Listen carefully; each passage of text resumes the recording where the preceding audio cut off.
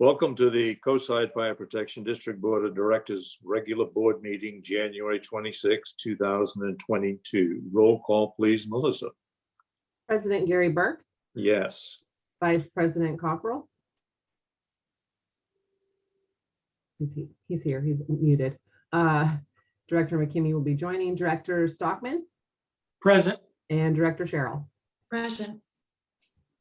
I meant to say yes. I'm sorry. I guess I was still muted. Thank you. And Deputy Chief Jonathan Cox is also with us this evening. Please, in fact, is Jean Savory on also?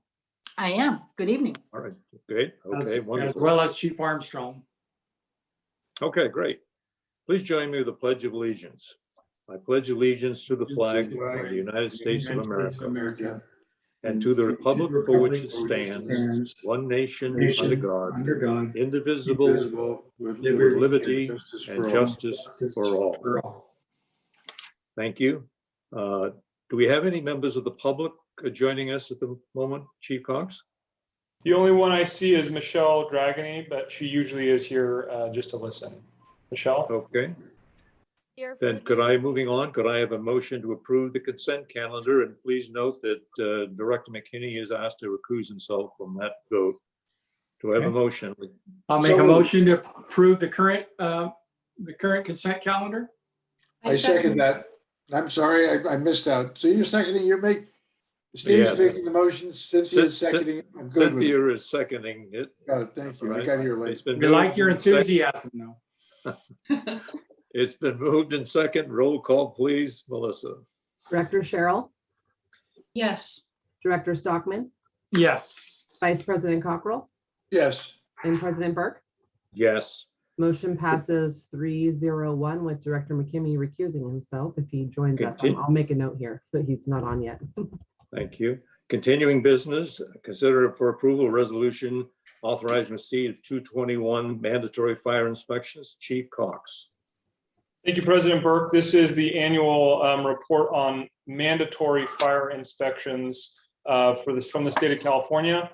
This is a report we bring to you at the beginning of the year from the previous year. So this is looking at 2021. For the year, 97 occupancies met the state mandatory requirement for inspections. Our fire marshal's office were able to complete 100% this year. The breakdown is there for occupancy: E, education; I, institutional; and R, residential.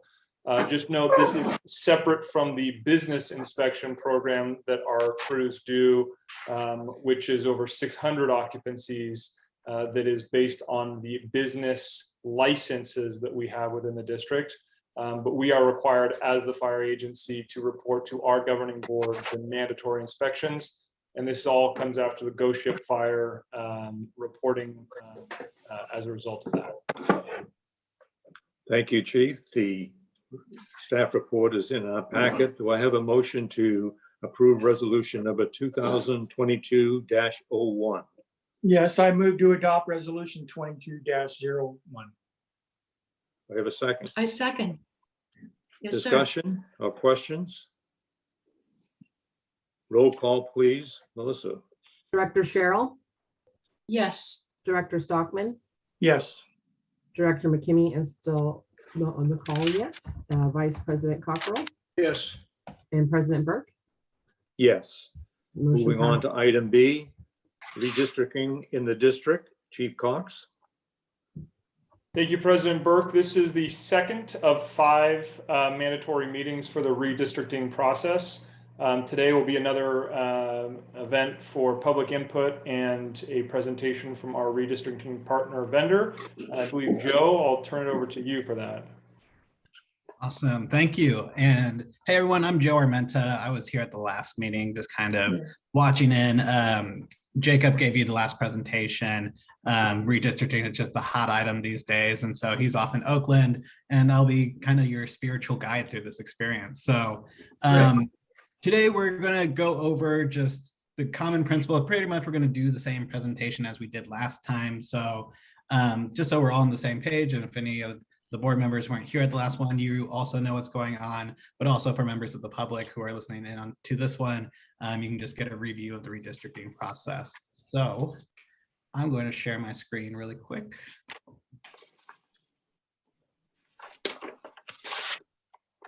And just go through our presentation here, and then I'm happy to answer any additional questions that may have come up since our last meeting. Any new questions that you have, feel free to lob them my way after the presentation. I'm happy to answer them. Let's see, are we going to click? There we go. So overview of this presentation, we're going to talk about the California Voting Rights Act. Just give a broad overview of what redistricting is. We'll go over some state and federal Voting Rights Act requirements that may or may not apply to this district. We're going to go talk a little bit about gerrymandering, just go over some redistricting principles, and then also talk about the census data. So what is the CVRA? The CVRA is the California Voting Rights Act. It's state law that prohibits the use of at-large election systems in local government if there is racially polarized voting. So two kind of buzzwords there. One is at-large. What is an at-large system? An at-large system is really any election system in which an elected official, other than a system in which an elected official lives in a specific district and is elected by people of a specific district. And then the other buzzword in this is racially polarized voting, or RPV. Racially polarized voting is defined as differences in voting patterns, which can be shown to be correlated with race, religion, national origin, or membership of any protected class. Basically, if a protected class votes in one way that is different than a non-protected class, that's usually what we call racially polarized voting, or RPV. That is important because we'll go over this in the next slide, but basically there's a higher threshold established by the CVRA for jurisdictions within the state of California than the federal level. The federal level is, usually is in regards to creating majority minority districts. The CVRA, though, basically just says if there is racially polarized voting existence in a jurisdiction, then you need to switch over to a districted system. And so, that's pretty much kind of what we're doing here in terms of converting to the CVRA for the Coastside Fire District. Also, the CVRA requires plaintiffs to get full reimbursement for legal fees associated with a successful challenge. These fees can be lessened or eliminated if the district follows a strict and prompt process for districting. So that's a big component of the CVRA, is just compensation for folks that raise a successful challenge against the jurisdiction. What is districting? So districting is the initial process of creating election districts and boundaries. These boundaries determine the eligibility to run for office. Basically, if anybody wants to serve on the board, they need to be in the district for which they need to represent the district for which they live. And then also only people within the district can vote for the elected official that lives in that district. So basically, that's what we're doing here is we're going to create districts that are going to elect people from that district. Board boundaries don't determine, though, how the decisions an elected official makes from that area. It just basically says the elected official will come from that area. Once they're elected, though, they can represent and serve however they choose within confines of, the rules established by the boards, but also, just their preferences as well. Meaning, they could, if they're elected from the area, it doesn't prohibit them from saying, hey, I want to serve the entire district as well. And then also just how services or relations between the district and the public are managed. Is something that boundaries don't determine. So traditional redistricting. You realize we're a district, right? You are an at-large fire district, but we're going to make it into smaller districts. But we serve everybody the same. Which you're elected, yeah. Yeah, so when we are creating these districts, though, there are some common principles that we usually abide by in order to create the best districts possible. Also, some of these are upheld by election or established precedent too. So, some of these things are, districts need to be relatively equal size. Basically, the biggest district can't be, the difference between the biggest district and the smallest district can't be more than 10%. And we'll get more into that when we're actually presenting the draft maps to you all later on in this process of what that looks like and what that means. But basically, the districts need to be close to the same size. They need to be contiguous, so you can't have one district that has a southern portion of the entire Coastside Water District and then also has the northern part without any connection in between it. They need to have some point of continuity between all parts of the district. The districts need to be compact. So, we try to avoid drawing squiggly lines for no real reason. We want the districts to be as kind of small and compact as possible, but there is kind of leeway in that. Districts need to maintain communities of interest. We'll get into that in just a couple slides of what that means. And then to follow city, county, and local government lines as well. This is, an attempt to avoid gerrymandering of sorts, that the districts have some logic for how they're designed, usually following local jurisdictional boundaries, like cities or counties or other local government lines like school boards or something like that. Additionally, along with the CRVRA, there is a relatively recent law, the Fair Maps Act. And what the Fair Maps Act is doing is establishing rules for transparency, for engaging with the public, for public participation in the process. Part of this 5-meeting structure is to be in compliance with the Fair Maps Act. And again, it's just to allow people to engage with the process, as opposed to this being done in a smoke-filled cigar room with no actual participation from folks wanting to get involved. Also, the Fair Maps Act prohibits using incumbents or candidates' residents as a community of interest, and then also drawing districts to advantage or disadvantage a political party. These rules don't apply to special districts. So like the fire district, it doesn't necessarily apply to it, but most jurisdictions like the fire district and other special districts usually just voluntarily opt into it just to be in compliance with the state law. And then I mentioned communities of interest earlier, but it's basically the communities of interest are kind of the building blocks for a district, and it's bringing like-minded people together for representation, or just, uniting just common things that should make up a district, essentially. These things can be, socioeconomic status. They can be like, hey, we're serviced by this particular branch of the fire district, or something like that, or we have employees in this area. Those are all kind of common communities of interest. There are some ethnic and language groups that can be included as a community of interest. There are communities that are covered under the Federal Voting Rights Act, and those are Latinos, Asians, and African Americans. However, that is only in regards to creating majority minority districts. The Federal Voting Rights Act, some parts have been, I guess what's the word? Some parts are active right now, some parts are inactive. And basically, the place where the Federal Voting Rights Act comes in is that if an area meets 3 requirements: 1, that a district can be majority minority; 2, that majority minority is compact, that they're not spread out all over the place; and 3, that they experience racially polarized voting.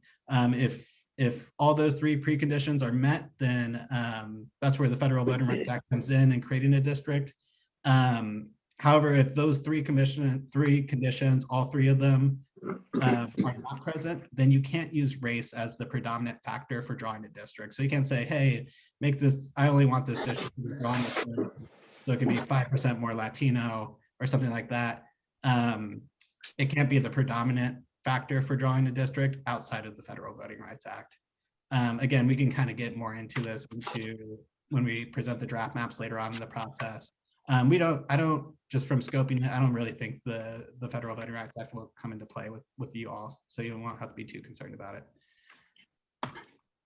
And then just a broad overview of the fire district. So this is what your fire district looks like. And again, we're going to be breaking this down into smaller districts. if we break it down into 5 districts, the ideal district size will be 4,487 people because the total population is 24,235 in the Coastside Fire District. This is just a broad overview of some of the demographics in the area.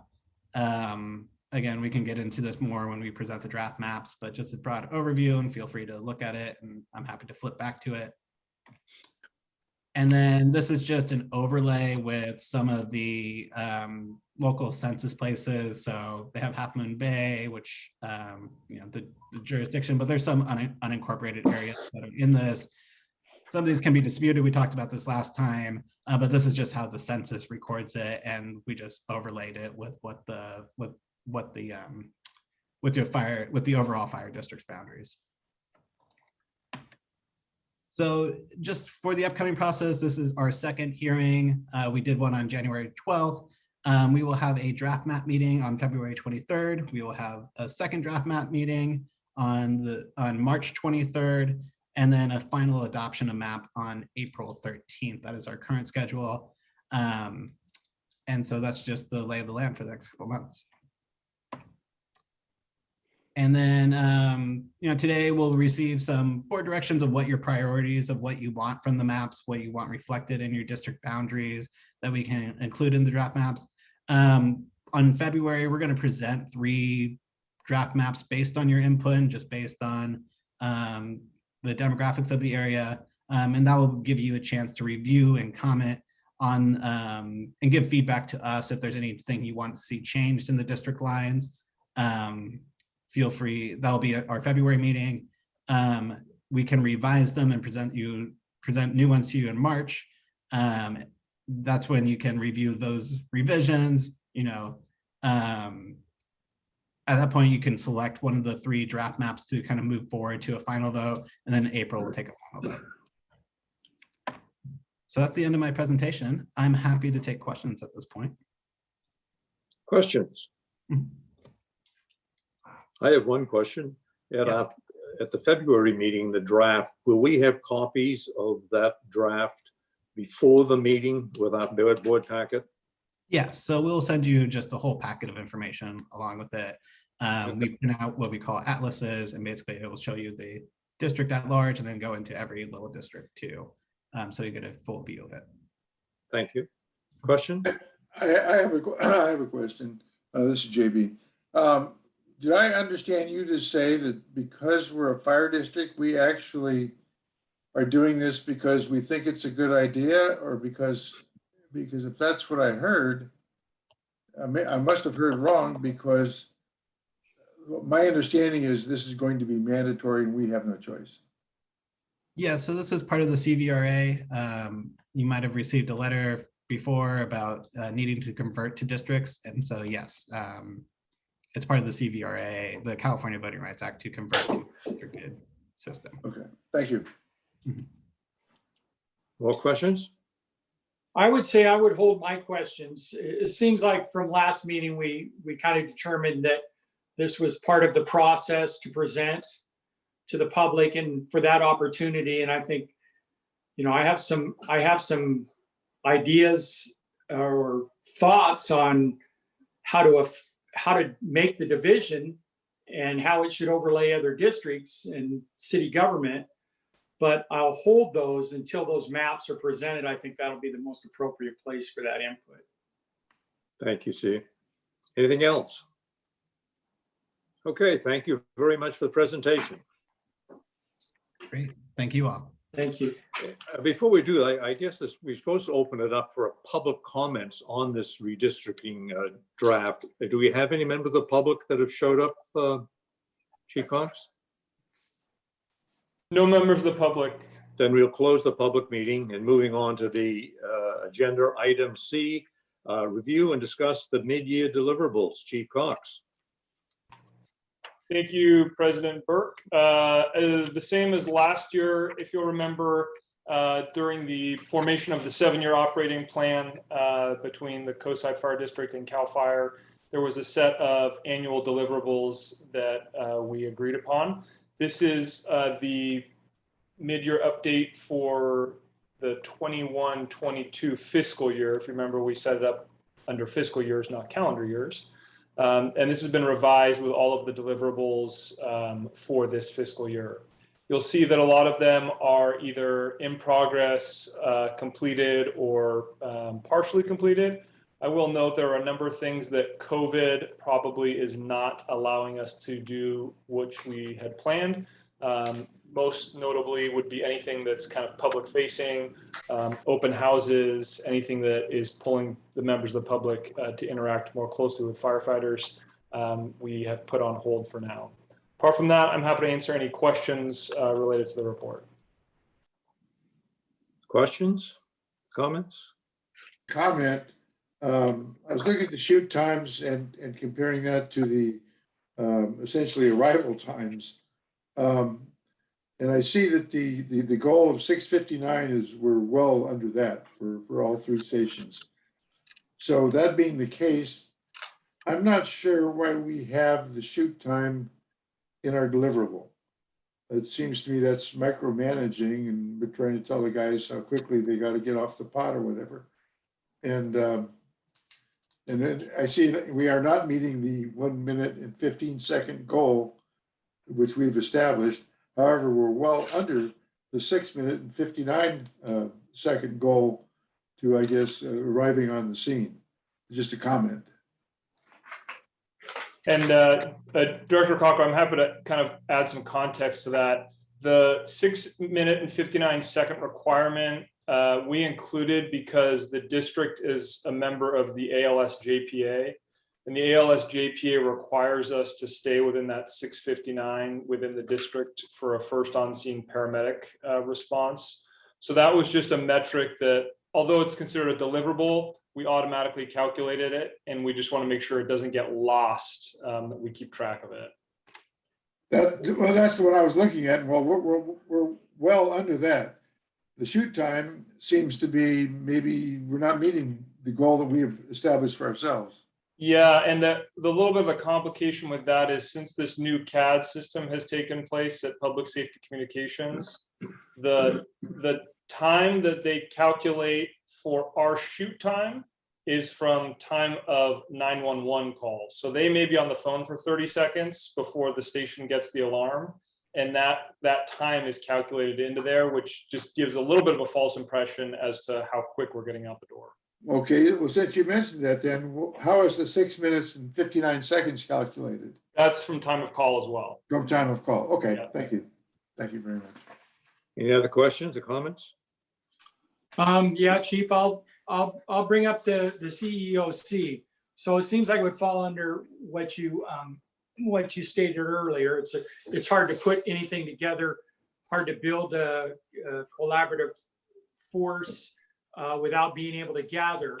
And then also there's a reference in our vote tonight for the operations chief and that responsibility. It looks like it would fall under him, or that position, him or her. And so that's always a concern of mine. I've voiced it many times, of having that backup and having it really be able to function. So with that being an ongoing progress, maybe just a 60-second shot at what we're doing to ensure that that's in motion. Yeah, absolutely. And, I think of all the things we've learned with having the division chief in place is that, Chief Cosgrave has really filled that gap with the disaster management cert. He got that center set up during the CZU complex. He identified, this last year that we need actually radio infrastructure in there so that he can communicate on the control frequencies and the tactical frequencies. So he's updated that as far as putting in a base station radio. And I think he's got a lot of additional ideas about how he wants to kind of build that out and build it up. I'm in a complete agreement. I think you just take the wind events that we've had or the large storms that we've had. Chief Lord was basically, dispatching resources from an EOC, DOC perspective from his desk. And I think, we can formalize that a little bit more. So regardless of who's on duty, they can fill that role in that DEOC. But it's definitely something that, it's needed more and more. It's, 3 times in the last 2 years we've leaned on it. Thank you. That's helpful. Thank you. Any other questions or comments? Good, very good. There's no need to vote on this, but Chief Cox, that was very complete and updated report, and thank you very much. Moving on to the agenda. Item D, review and discuss proposal for updated CAL FIRE fiscal sheets to increase chief officer staffing within the Coastside Fire Protection District. Chief Cox. Thank you, President Burke. This is the third and final staff report based on some analysis from last fall that we did. If you remember, we started with the operations, then last month we focused on prevention, and this month is the final kind of piece of the puzzle, which is the increase of a half position for a full division chief of operations, specifically focused on the Coastside. A little bit of the history, I'm sure in the staff report, you saw that there used to be a dedicated division chief on each program, both the county and the coast. Under Chief Larkin, we basically split with a division chief half-time and a deputy chief half-time. And I think what you've seen as a result of that is just the continuity of programs across both the county and the coast, the interchange of training, the staff, just the cohesion of the division overall. But one thing that's become very apparent is just the workload that is on both sides. And I think what has really accentuated that is just the CZU complex, what we've had resulting from that, from the public pressure side to do more, both on the prevention and operations side. And this really is building upon what Chief Larkin had set up to fill out that structure, have a dedicated division chief on each program that is there for the day-to-day operations of the program. It will not change the reporting structure. The deputy chief will still be your primary point of contact. But this really is, for all the reasons listed up there, from fleet to facilities to disaster planning to making sure we're adhering to the ALS JPA, to communications. It really is, in my opinion, as well, something that's needed. Thank you, Chief. Before we ask any questions or discussion, do I have a motion on this item? And then we'll get to discussion. Do I have a motion to approve Resolution 2022-02? Yes, I'll make the motion to approve that resolution 2202. Do we have a second? I enthusiastically second that. Okay, it's moved and seconded. Now discussion and comments. I would echo the chief's remarks. I think it's needed and necessary, and I think it will certainly improve the efficiency of the districts and our response times in so many different ways. I just somewhat off the subject, but just we have in the last couple of years done a number of things to increase the staff's and support. We've upgraded the positions in our administrative offices here in the district. We also, if you may remember, joined in partially supporting additional staff support in CAL FIRE in I want to say, yeah, Felton, down in that area. Last meeting we added, our previous meeting, I believe we added a firefighter position, and then we added the last meeting a deputy fire marshal. So we've done all of this, and I just make sure that we understand that from a financial point of view, this does not present any problem at all to the district. We have the funds to amply support this upgrade. Other comments and discussion? All right, roll call, please, Melissa. Yes, Director Sherrill, Yes. Director Stockman, Yes. Director McKimmey, Yes. Vice President Cockrell, Yes. President Burke. Yes. Motion passes 5-0. Thank you all. Moving on to new business.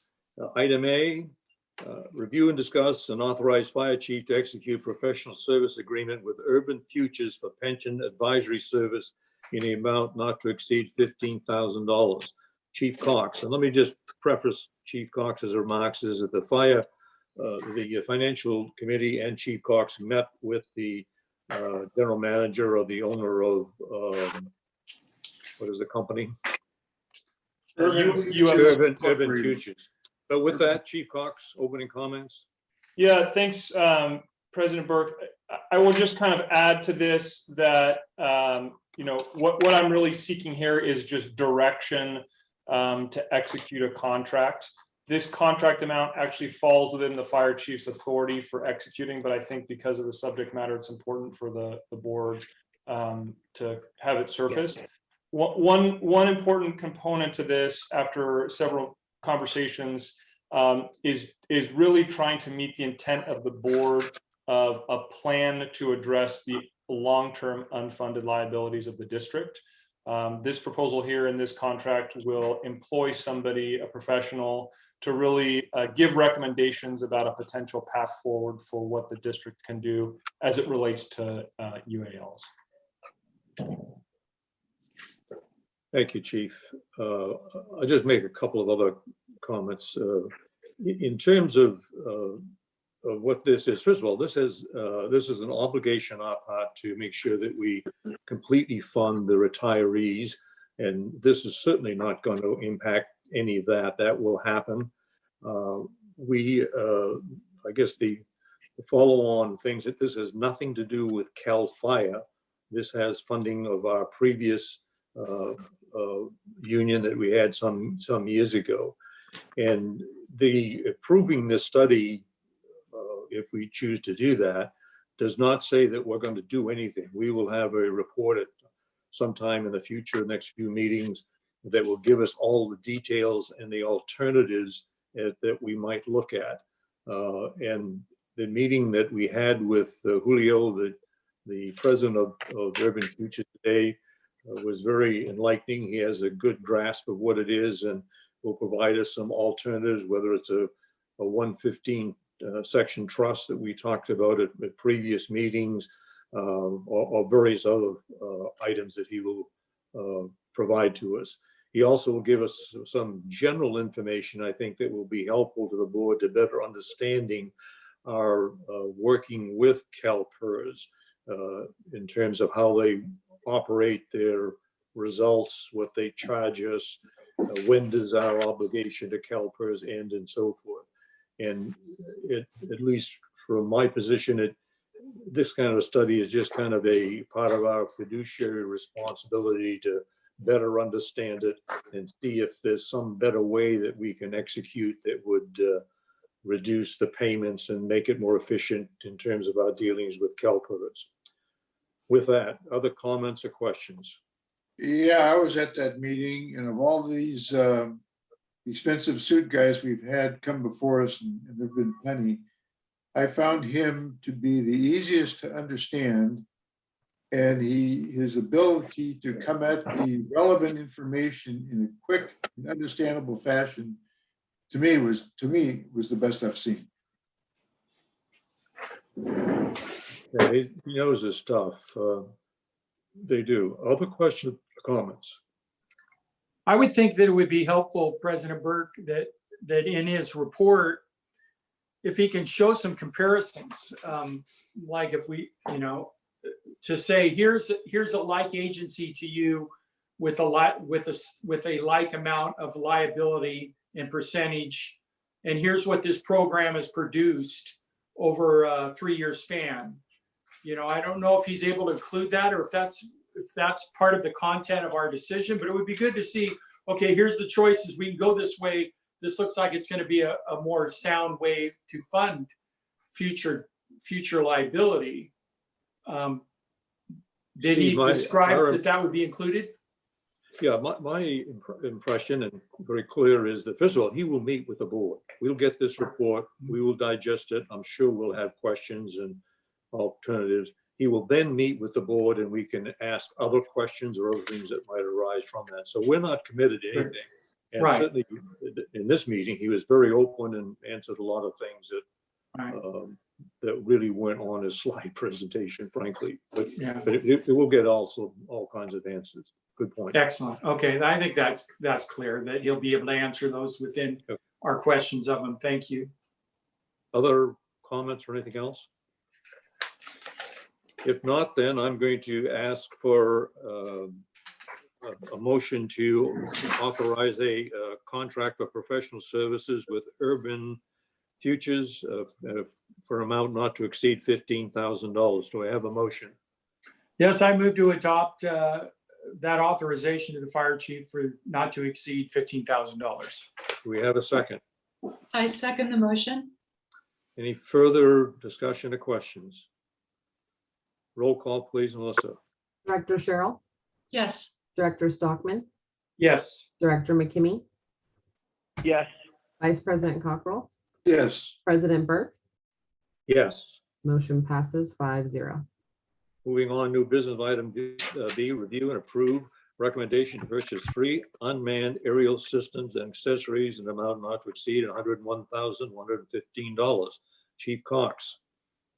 Thanks, President Burke. If you'll remember, one of the 2 strategic business plan goals for the district this year is really the rollout of the drone or UAS program within the district.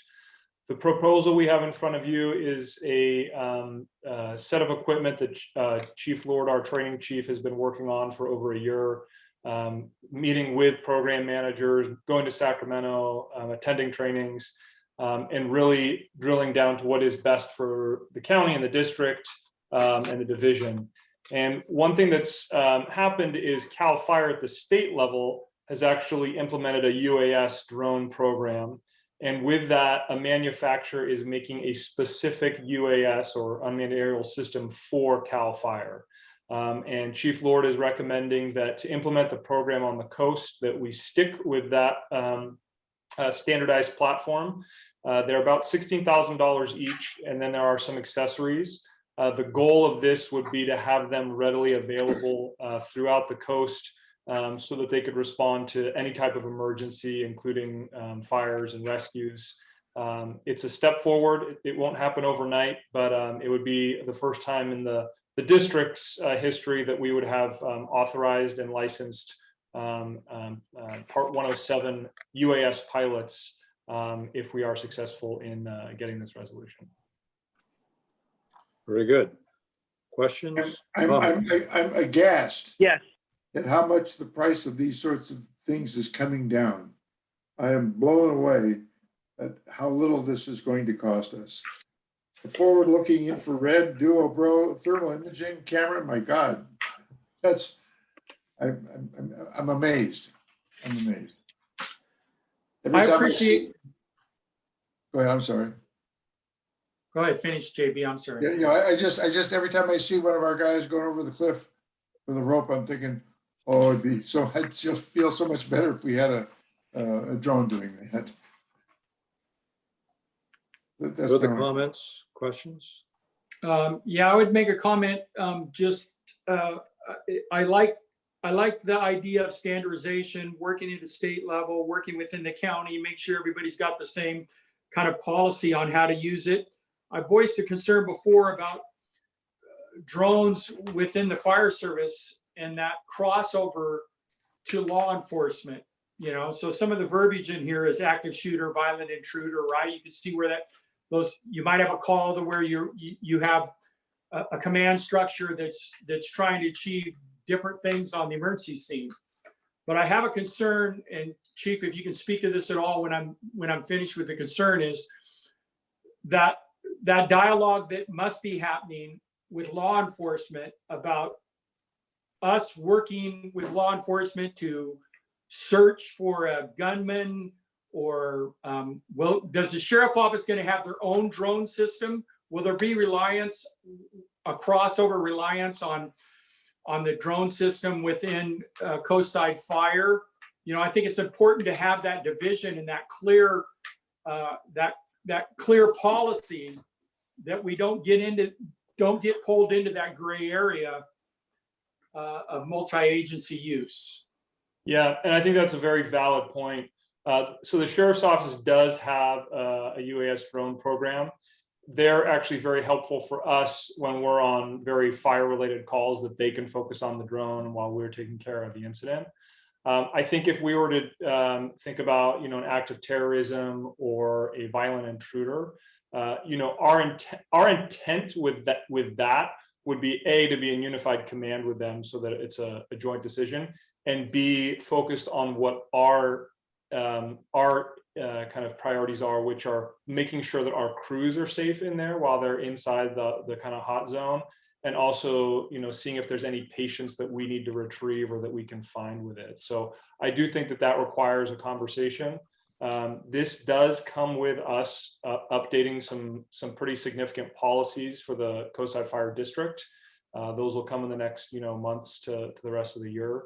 But I think these all have to be thought through: how we keep the video footage, what the privacy rules are. It's not an easy endeavor, but it's something that we believe that we can achieve in the next probably next year. Thank you. Very helpful. Thank you. Other questions? Okay, I have comments? questions.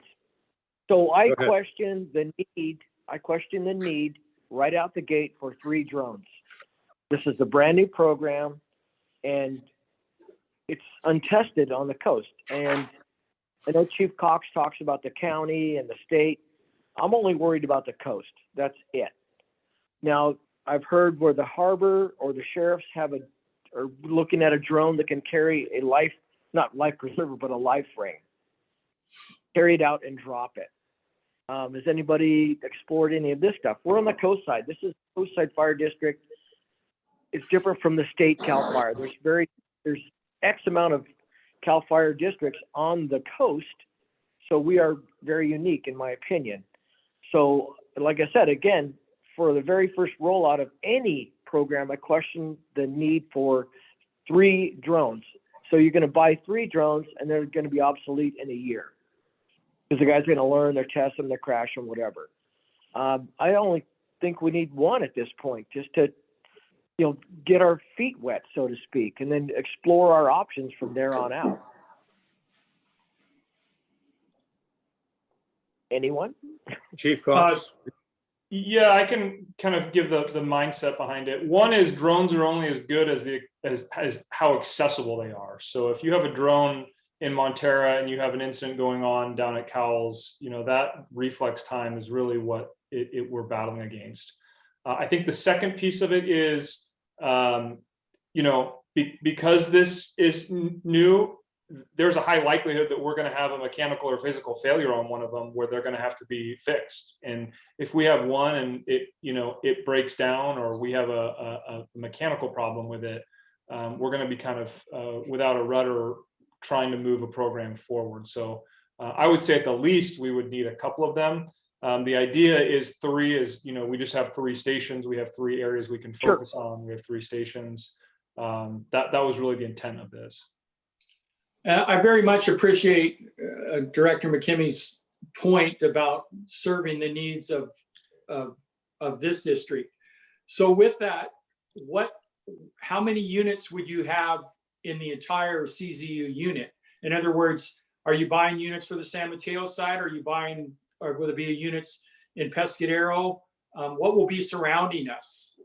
Yes. Making that commitment unit wide. Yeah, so this is, I can speak for the division, which is the county fire on the coast side. I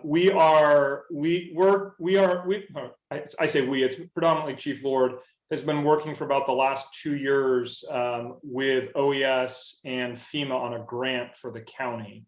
The county is trying to roll out 7 drones across the county. So a pretty substantial number. That would be everywhere from Pescadero to the Highlands to Cordilleras and all in between. The rollout, really, the intent is to build the cadre first, so those who become licensed and train the trainers, who can then roll it out to the captains and engineers who want to become certified in this. It's the equipment is really the easy part. The hard part is getting people trained and then getting them to stay proficient on their flight hours and their flight skills. So that's really where the main focus is going to be across the division. Very good. Further questions? Okay. These drones our 3 drones that Coastside's paying for would stay on the coast, correct? That's correct, yes. Okay. And may I assume that there would be one drone per station? That's right. Yeah. So the idea is one drone per station. We may start it off with the 3 training staff having the drones so that they can establish the program and train the different companies and the drone operators. The idea really is if we can get enough people certified and to maintain their credentials, that the drone is another tool on the engine that can be used by the crew that's on, as long as they're qualified to use it. Yeah, just as luck would have it, I know a little bit about drones. I am a licensed commercial drone operator, so I understand some of the rules that govern the proper use of drones in terms of where they could fly, maximum altitudes, and some of the FAA rules. So I think this is a wonderful program, and I agree with this idea of having one per coastside station. I think that's very important. And as I said before, I can't believe it how the price of this sort of equipment is coming down. And I know the proficiency is a big deal because I recently got a drone, which could be used in a sketchy manner if I was so inclined. So I appreciate the value of something like this. And I'm looking forward to watching these in operation. Do I have a motion to purchase 3 unmanned aerial system drones? I put forward the motion to purchase the 3 drones. Do I have a second? I second. Further discussion? We won't be the only drone program in town. There's currently a very active drone program that runs sometimes 8 times, 10 times a night that I've seen, that goes from the ocean there's various tracks, but mostly from the ocean over Station 40 and over the ridge. And it happens almost every night that it's clear.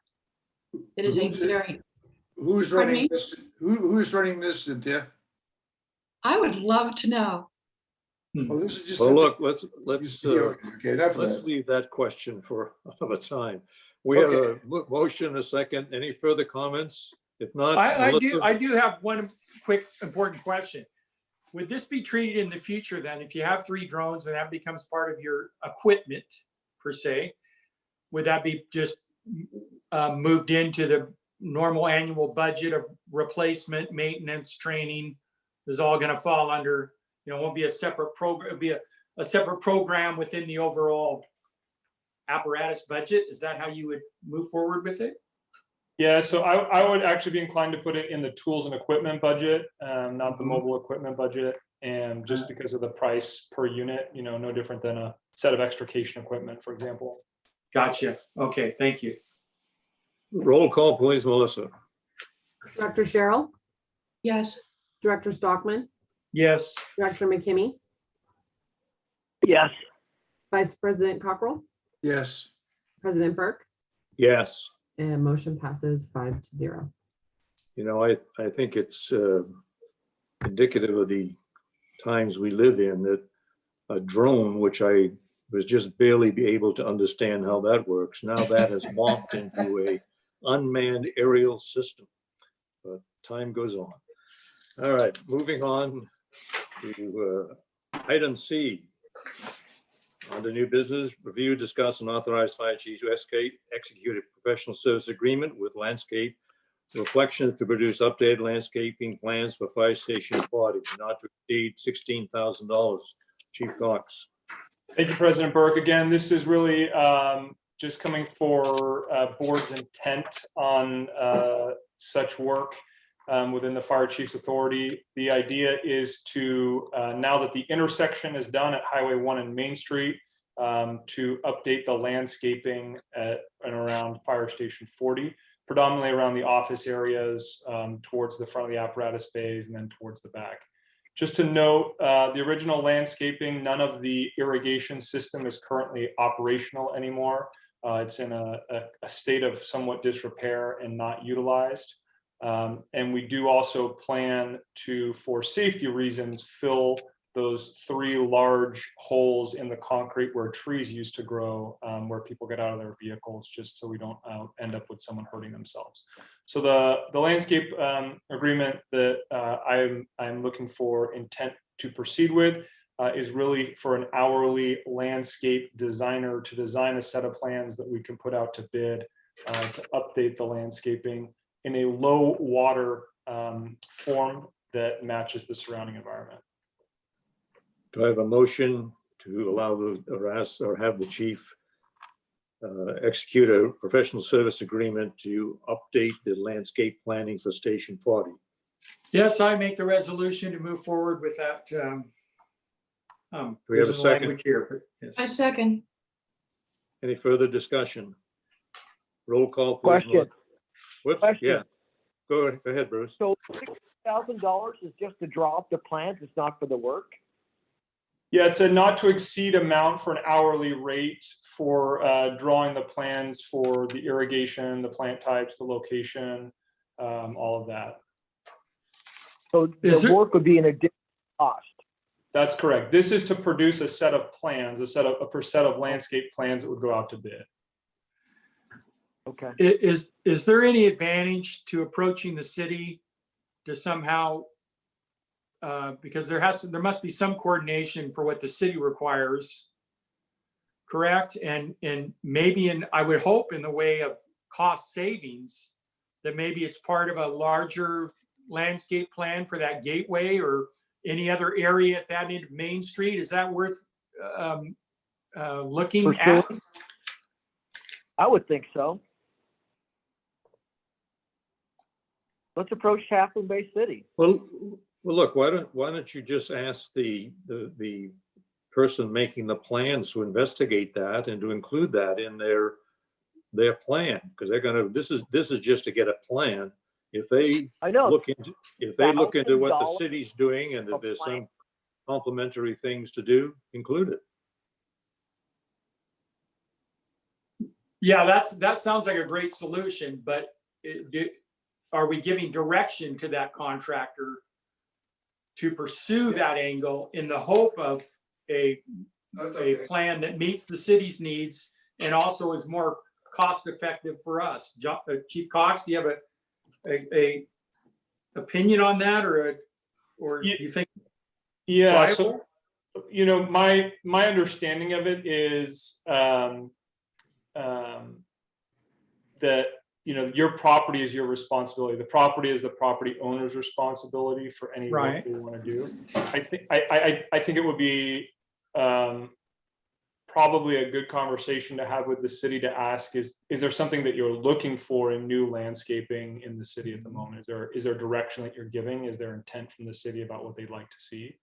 I saw the comment about bioswales. We do have significant bioswale water capture systems around the training tower plot.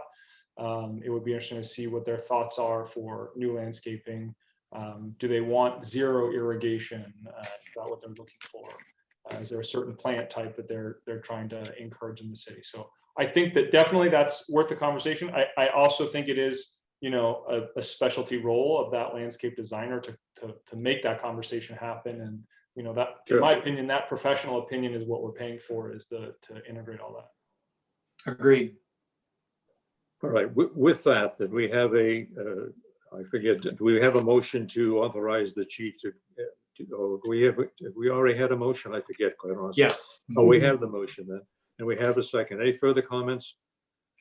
Roll call, please, Melissa. Director Cheryl, Yes. Director Stockman, Yes. Director McKinney, No. Vice President Cockrell, Yes. President Burke. Yes. Motion passes 4-1. Moving on, new business, item D, review and approve recommendations to purchase 6 med vaults and 6 key secure units from the Knox Company for required secure narcotics and Knox key storage in amount not to exceed $17,032. Chief Cox. Thanks, President Burke. As you know, the apparatus have 2 required pieces of tools on them. One is the narcotics, the controlled substances that we keep for our paramedics use during advanced life support calls. Those narcotics are required to be held in double locked compartments, meaning that they have to be in a locked compartment and then a locked compartment inside of that. The current system that we have is a Knox system. It's a Knox narcotics box. And we also carry our master key, our Knox key for all of the district gates and businesses in a Knox box in the engine. So 2 separate Knox systems in the engine. The current system is over 10 years old. It is manual. So when we get a new employee, we have to go to every single box to update it. And we've started to have failures in the Knox box systems where override keys and override functionality have had to be used. That can be very important and frustrating for our paramedics when they're trying to get additional narcotics. And it can also just reduce our time to entering a building for our captains when they're trying to get the master key out. So what we're bringing in front of you is replacement at all 3 stations of the Knox system to standardize it across all the apparatus, which would be for the narcotics boxes as well as the key, master key box. The big advancement on this is they're all Wi-Fi enabled now, which means that our Knox program coordinator can add or delete users as necessary. So once somebody leaves the district, they're wiped from the system and they don't have access to our narcotics or our master key. It also gives us a digital record of every time that box was open and by who. Yeah, something that's just needed that we're trying to standardize. It would be on the existing apparatus as well as the new engines that we're purchasing. Do I have a motion to allow the chief to purchase 6 med vaults and 6 key security units not to exceed $17,000+? I move the resolution to accept the cost of those systems. Excuse me? I'm making the resolution, is that correct? To Yes, move you're forward making a with motion to approve it? Yes. I don't Yes. believe there's a resolution. Oh, you're right. Okay. The motion is to Thank you. approve the purchase. Do we have a second? I second. Moved and second. Any further discussion?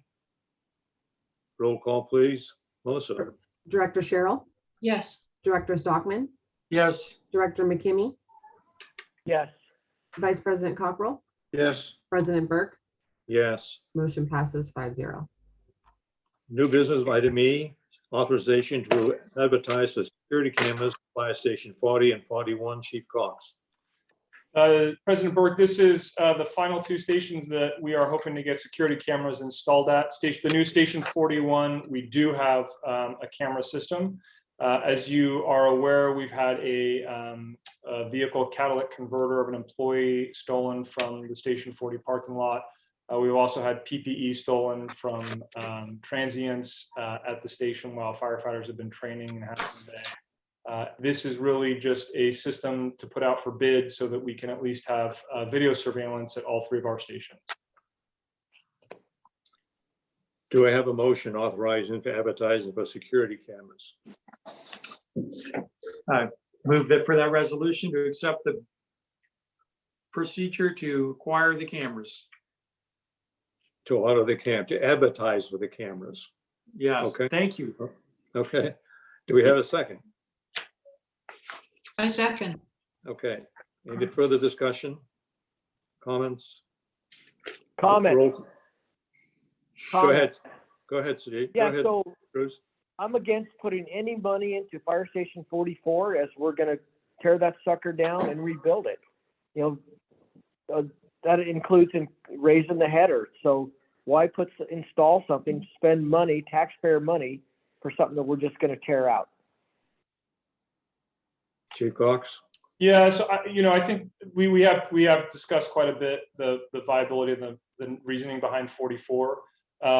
For us, it really is, security of our employees. I'd hate to not have surveillance for our employees' vehicles and belongings while they're not there, just because the station is not going to be there in 5 years. I think this is just inviting the bids. I think that question is really for when the bids come back, is the cost benefit proposal something the board really wants to proceed with if it's only going to be in place for 5 years. Okay. Chief, would you when the bid comes back, the amount comes back, would you please make it a point to bring it before the board for discussion at that point, please? Yeah, absolutely. Okay, with that, roll call, please. Melissa, Director- authorizing the advertising of the security cameras. Director Cheryl, Yes. Director Stockman, Yes, Director McKimmy, Yes, Vice President Cockrell, Yes, President Burke, Yes. motion passes 5-0. Item F, review and discuss and adopt resolution finding that the meeting of the Board of Directors via teleconferencing protect against the ongoing and imminent health and safety risk posed by COVID-19. Chief Cox. Good Thank evening. you. I'm going to take this Yeah. one, President Burke, if you don't mind. Yes. This is a continuing business item. Each and every month, we will be asking you if you wish to adopt this resolution, which would allow you to continue to do video conferencing, allowing the public to either attend in person or remotely. If you adopt this resolution, you will authorize this for the next meeting. Thank you. Thank you, I'm Chief. happy to answer any questions. So this is just for the next meeting. Yes, this is Yeah. something you would need to renew each 30 days. And so at each meeting, we'll be asking you if you wish to adopt this resolution for the next meeting. Okay. Before I ask for a motion or thing, just comments or questions. no, Yeah, I just- like doing it month by month. All of this is changing weekly, so I think it's a good policy to just review it each month. Any I other agree. comments? We could probably get Dr. Fucci's okay to do forward with this, as that would be helpful to us. I'll speak for him. It's- Yes, I'd it's- like to It's a move it's to a adopt poor- resolution. That's a poor joke. Okay, a motion to adopt resolution 2022 we have from Steve. Do we have a second? A second. Any further comment? Roll call, please, Melissa. Melissa, Sorry, I was muted. Director Cheryl, Yes. Director Stockman, Yes, Director McKimmy, yes, Vice President Cockrell, yes, President Burke, yes. motion passes 5-0. New business, item G, review, discuss, and approve SVA architect's proposal feasibility study for Fire Station 44 replacement. Chief Cox. Thank you, President Burke. This is really, you'll notice there's no staff report with this. This is a follow-on to the contract that you gave direction to execute for the architect and engineering, the on-call architecture and engineering services that we executed last year. That not to exceed amount was, I believe, $150,000. And this is really just a document showing what the first item that we are going to be asking SVA to do, which is the feasibility study of the 44 replacement. You'll notice in this report that the project is really looking for a few things. They're looking for what the program needs are. So they're going to dive a little bit deeper and see what the actual needs for space are of that fire station. They're going to look at kind of on a 3D conceptual level, what the size would look like on that lot, including stormwater treatment and area circulation, water, power. And they'll also take a look at the analysis of what an interim facility would be if it had to be off-site, if the engine had to be housed at a different location than the construction location. And then finally, they'll also give an estimate about what a new fire station meeting the program requirements that we've set out actually looks like.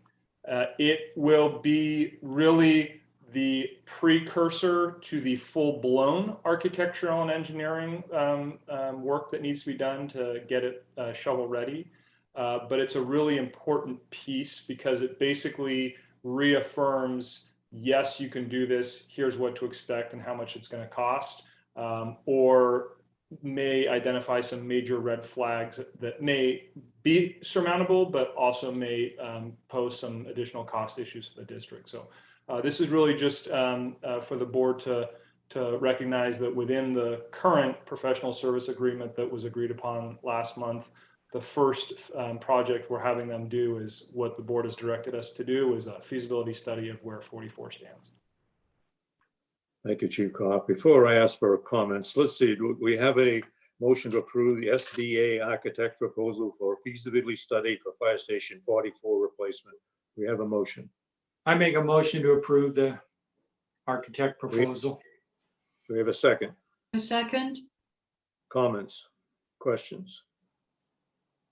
I had one minor, I noticed that in the staff report, it refers to the feasibility study for replacement.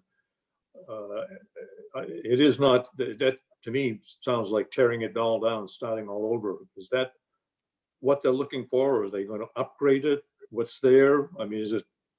Yeah, it's looking at a complete replacement. So it's looking at, if you start from scratch on that lot, what and how would you get to what you need for that fire station? Okay.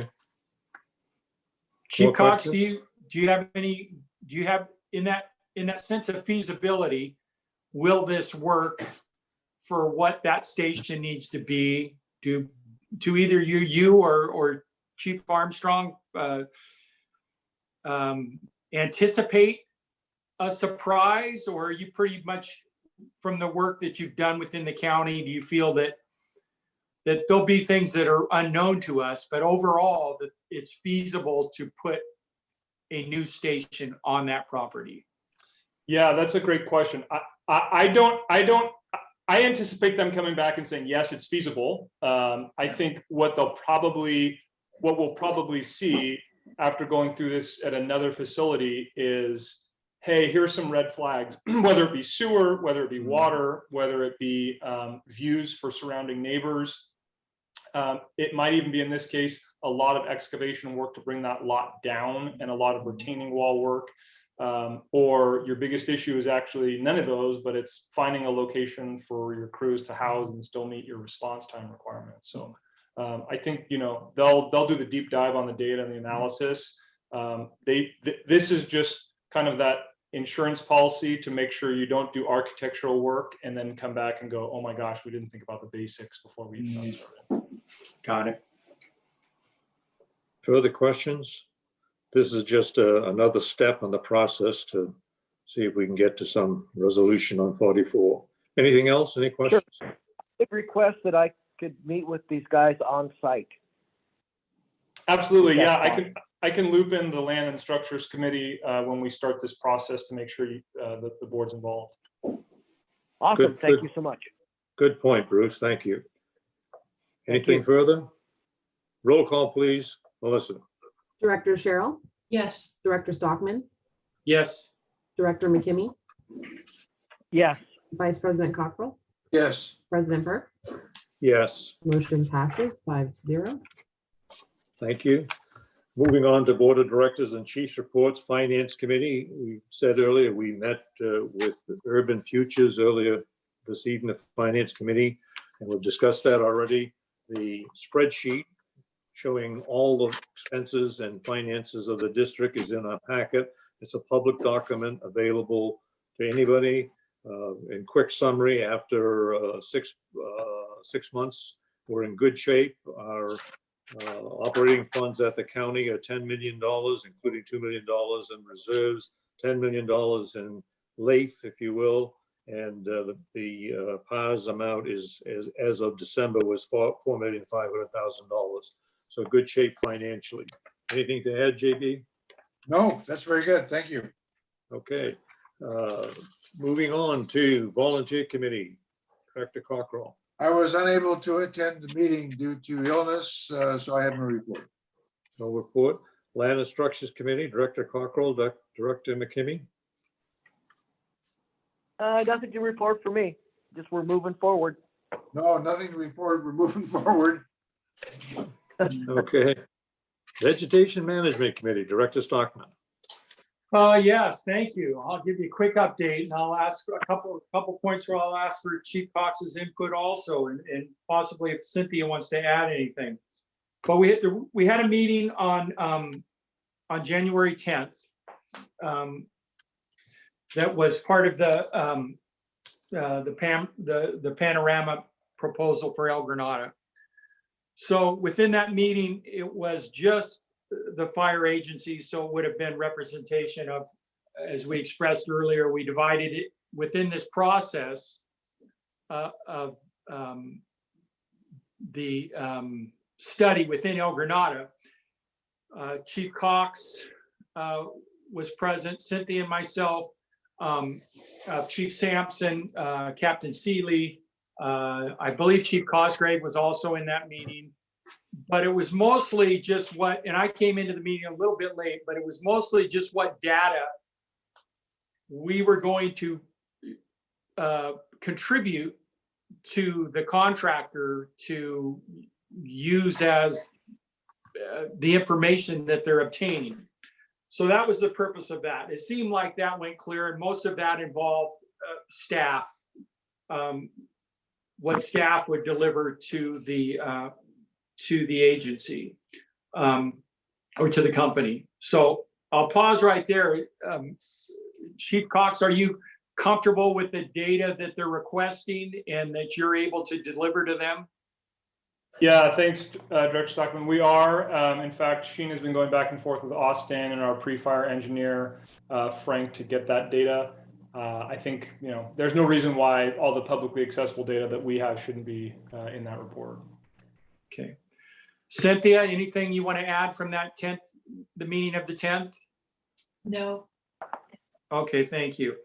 So that moves forward to, let me ask you a quick question, because I'm not sure if it was in a past board packet. Chief Cox, did we include the contract with Panorama in its entirety of what the process they use, and as in educating the rest of the board and the community of what's involved in this entire proposal? I don't think we have. I'm happy to send that out if needed. I think next meeting it would be important so the whole board can review that packet and have a greater understanding, so we don't spend as much time in these meetings kind of describing the whole thing. I think it'll give a broader background to the entire board. So if we can do that next meeting. But with that, I'll move forward to the next point. There was a meeting last night within this process. So of the participants and partnerships that I expressed in our last meeting, which would have been county parks, the fire agencies, Supervisor Horsley's office, and then the RCD specifically, that those are broken up into groups to where the contractor is meeting with each of those groups. So last night's meeting of the 25th was a community listening meeting. So it gave an opportunity for the entire community to voice any, for the contractor to explain what the process is, and then to ask for input from the community. So within that, to describe last night's meeting, which both Chief Cox and I were present for, the attendance was around 40 to 50. Wow. And I would just give some general views of the communication that happened within that. I thought that the meeting was well guided by RCD. I thought they were polite. It was collaborative. They were very clear on what they were trying to achieve.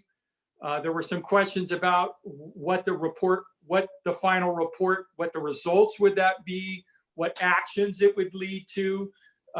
They were very clear in explaining that it's not meant to set a specific action or determine an action. Those were some of the concerns we had as a board and as the district, of what that final report would mean to us and how it would reflect on us and what we're already trying to achieve. I think they did a good job of guiding it that way. I was surprised in last night's meeting, and this is a personal observation well, let me add one point before I get to that, is that within this last month, they've added 2 additional people to the basically partnership. And those were 2 individuals. They felt, I think they felt that the community didn't have enough input into the process, and especially those that spearheaded this initial conversation about the risk involved in El Granado. So they added 2 additional participants. So in last night's meeting, I was surprised by the limited amount of input of what what RCD was asking for. And I don't know if Chief Cox shared that or he saw it a different way, but and maybe that's being done when they meet individually. But I think it's important in the sense that I thought this would be a bigger issue, that there would be more questions and expectations from the community. That wasn't expressed in that listening meeting last night, not of what I heard. I think that's important to bring up because as we participate in this, we're all trying to figure out what the impact will be and what possible results and what benefits will come from it. So I encourage there to be more aggressive language about what the expectation is to get the best results. And then one thing they asked for is if the community had any other data sources they would like to see added to this process. And some of those might have been, some of those that were brought up were fire history, wind history, you know, the information that's gathered from our local weather stations. And then there was a lot of side talk, and I think it's important to discuss this as a board, that it wasn't, I think the information asking for the community's input was rather, I don't know how effective it was. And I'll give you an example of being an El Granado resident and how these things can get sidetracked.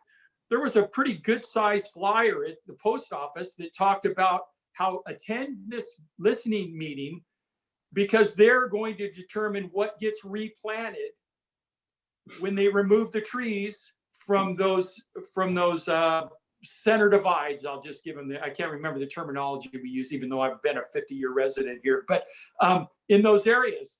And I found that it was an example of how it can be confusing of what we're actually trying to achieve and how that time is wasted by side arguments about what's the best thing to replace what you're removing the trees with, and whether or not they're pollinators, and whether or not what impact they'll have on wildlife. And I know that this study that's not the purpose of this study. With that, I'm going to pause, and Chief Cox, just you don't have to go in as much detail of your personal views, but overall, what was your feeling of the community's response to this project? Yeah, thanks. My observation was there is a lot of concern kind of about 3 things. The first was really the power lines. I heard power lines kind of reiterated over and over again. The second piece was really almost a concern about is the scenario and data and analysis going to be localized enough? I heard a lot of concerns that, does it actually reflect where I live? And then, third was kind of evacuations, although this is not an evacuation project, that definitely creeped up, as it always does. And then peripheral to kind of those 3 big topics was, the interest from a lot of people in the area, is weather changing? How's it changing? Or, these offshore wind events in January, something that we can expect in the future? How does that affect our danger and our risk? As well as kind of implications for insurance. So I think it kind of stemmed off in a few different directions, but hopefully they'll at least get some, weather stations out of this, or some data sets that they may otherwise not have had access to. Thank you. That's very helpful. And that's a much clearer description of the pertinent points that came out. Cynthia, I believe you were not at that last evening's meeting, but did you have something else, anything to add? No, sir. Thank you. No. I look just personally, I welcome the opportunity of the RCD's effort to provide some clarity and some direction, except, without seeing all the data and going into the meeting like you have, I'm still a little confused as to what the final objective of this study is going to be. I mean, it's certainly not going to ask or direct the district to do anything. It may provide possibly some information that might be incorporated in some of our policies or strategy. But the benefits and the results of it are just a little bit fuzzy to me personally. I think perhaps seeing the panorama quote or whatever they sent out, the study on that might be helpful in trying to understand what their goal is and how they're going to go about it. And I look forward to reading that. Any other comments from anyone? I just say to your concern, President Burke, I think RCD explained it as being a step that puts that gathers data and information and puts agencies in a better position to get future funding to address those projects. Would that be accurate? Yes. Jonathan? Yeah, I think so. Kind of a first step. Okay. Anything else, Steve or Chief? No, Cox? that's it. We'll keep you Okay. updated. Thank you. Okay, moving on. Special districts, no meeting. ALSJPA, no meetings. What's the acronym? Fire Station Districts of California. FEDAC is how I'll pronounce the acronym. The only thing that is relevant on that is that they are having an annual conference on April 6th to April 8th in Napa.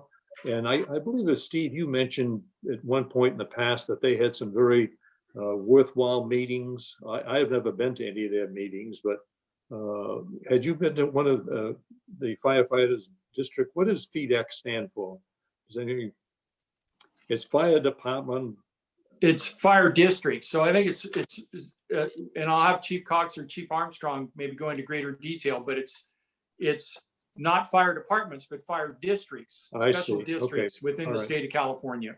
Okay. So why I encouraged it in the first place is because we want to look at like products. We want to find other agencies or districts that are our size that may be facing the same political funding issues, planning issues. Okay. That's where the value might lie. Then that conference, again, for those members of the board who are interested in, I'm not sure who else would attend, but it is April, and maybe you've all received this, but it's April 6th to April 8th at Napa. Okay. Moving on, emergency preparedness. Director Stockman, any further items? No, and I will go with, just take this point, is I've asked Director Cheryl if she would take over the liaison position. We talked about it when we talked about new changing committee assignments or liaison assignments. I think Cynthia is already attending those meetings. I honestly think she's got a stronger sense of the pulse of the emergency community. But one thing I'm concerned about is not putting additional load on her, especially as a new member. She did agree that would probably be a more practical approach. And for clarification, is financial committee now both you and Director Cockrell? So are you the finance committee now? No, it's Director Cockrell and myself. Yes. Okay, right. Yeah, I think at some point I'd like to see Cynthia also have some more involvement or some, so in the future that she gets more exposure to that financial element too, as part of just strengthening the board. So Very whether good. we do that next year, whether JB wants to do it the entire year, but I think it would be to the benefit of the board if Cynthia is willing to do that, to have more exposure to that financial aspects. Very good. Thank you. Regarding emergency preparedness, with Cynthia, did you have any comments that you'd like to make on that subject? No, sir, thank you. It's a very natural extension of the work that I do Yeah. here on the coast side and across the county with CERT and already attending the emergency manager associates meetings, which Well- occur right after the CERT coordinators meetings. Well, then, from a logistics thing, maybe if on the next agenda, we could, with your permission, Cynthia, ask you to report on emergency preparedness. on subsequent meetings. Okay. Happy to Moving do on. it. Thank you. Moving on. Thank you, Cynthia. Cynthia, Thank you. a cert report. A CERT report, all right, so, and last year, we earned a grant of about $160,000 worth of safety equipment and supplies that we are distributing to the neighborhoods of the Coastside. We are 40% complete. That is 13 neighborhoods of our 32. We, in our meeting last night, which we had originally hoped to have in person, we haven't actually sat down with our 11 members of the leadership team that does all the work behind CERT. In addition to the neighborhood leads, we haven't been able to sit down with each other, of course, for over a year. The only time we've seen each other actually in person has been at our trainings. So we had planned a dinner in a private location that we would be the only people there. We're all tested and boosted, and vaxxed and boosted, and we were excited about it. But Omicron happened to us yet again. So dinner's postponed, but, and it was Dutch, by the way, because we're 100% volunteer and 100% community funded. So we figured they didn't really want to fund us to buy us dinner. So we're paying for it ourselves, but it'll happen again, hopefully February. But we did have an opportunity to meet by Zoom, and we ratified our schedule for this coming year. So we will be having 3 more Listos classes in Spanish, 5 advanced CERT training classes at Fire Station 40. We'll have 2 full-on basic CERT training courses, which we're going to run in a hybrid way, where both you can prepare for it online, or Chief Cosgrave is going to teach in-person classes in the apparatus space with plenty of space and air between everyone. And those 2 tracks come together both in March and December for an in-person graduation day, and we'll have 60 new certs by the end of the year. We have 1 volunteer appreciation event. We are turning out to support the San Mateo County Emergency Preparedness Fair, so in support of our whole county. That'll come up in July. We have 1 giant interagency drill, which is the Great Coastside Shakeout, which is both a total Coastside earthquake drill for the communities, as well as a radio drill where we practice communicating with each neighborhood through the neighborhood networks on walkie-talkies, which connect to their neighborhood hams, which go to the DOC and back again. So it is, and this is multi-agency. It includes DART at the airport. It includes the HMB radio station, and includes La Honda and Pescadero. So it's a big, that's our big interagency thing for the year. Of course, we're going to go for Coastside Gives again. That's already starting underway. This is our singular opportunity to fund our operations for the year. We do receive some private donations just from generous individuals, but basically it's Coastside Gives. So that's we are actively preparing for that now. Once upon a time, President Burke, you asked us to be the best in the state. If we're going to do this thing, if you're going to sponsor us, just go out there and do a great job. So just a little update on that. Chief Cosgrave we created this poster for the Listos classes in Spanish, which we're now taking to Half Moon Bay High School and offering to students for community, and they receive community service credit. A poster was created for that, and we have Facebook and Twitter, of course. And so she put it up on Twitter, and within 45 seconds, the governor's office acknowledged it and liked it and put forward an accolade for it. So we're very happy to see our social media thing is up and running.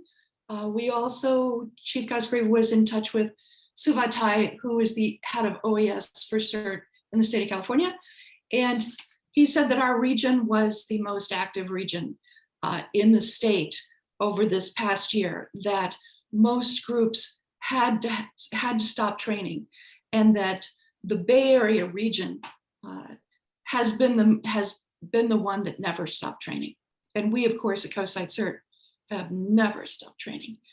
So we're very, very grateful for the support of the Coastside Fire Protection District and of all of the communities here, the neighborhoods, who actively work to create a prepared environment in their own neighborhoods, who meet their neighborhoods, neighbors learn how to use their radios, learn how to communicate with each other when the telecommunications go down, and are prepared to answer, to respond if there is an emergency. That's the circle. Cynthia, outstanding job. I would just ask if you would, on behalf of the board, I'd like to express our appreciation for your direction and work, and certainly express the board's delight in the progress that CERT is making in the area. You've done an outstanding job, and thank you very much. Well, thank you, sir, Chief Cosgrave and the whole team. Yeah. And we would like to thank you. We'd like to invite you on June 25th, which is our volunteer appreciation event. You are all invited. I don't know how many of you really want to come on a Saturday to. I mean, good. Send us an invitation. You will certainly receive an invitation, but we would like to acknowledge the board because of Omicron and COVID. We've never had a chance to actually in a group formally thank you for sponsoring that key grant that started all of this back in May of 2019. So this will be our opportunity to thank the board for that key support, and as well as all the support since. So thank you, Cynthia. You're welcome. thank you, Cynthia. Yeah. Moving on, Fire Chief's report. Chief Cox. Yeah, just a few things. COVID, as you can imagine, has impacted everyone, including our agency. So we have had some impacts in the district. We are chasing a moving target when it comes to requirements from both a state and local level. But the good news is we do have testing set up twice a week at one of our facilities for offered to all of our employees, which has been very well received and utilized. As kind of the board information demonstrated, met with the SVA architects for that on-call architecture and engineering kickoff meeting, where we started to discuss the first phase of the 44 replacement. As far as personnel are concerned, we've been conducting battalion chief interviews this week. We currently have 3 battalion chief positions that we anticipate are either open or will be opening. Those are being done at Station 41.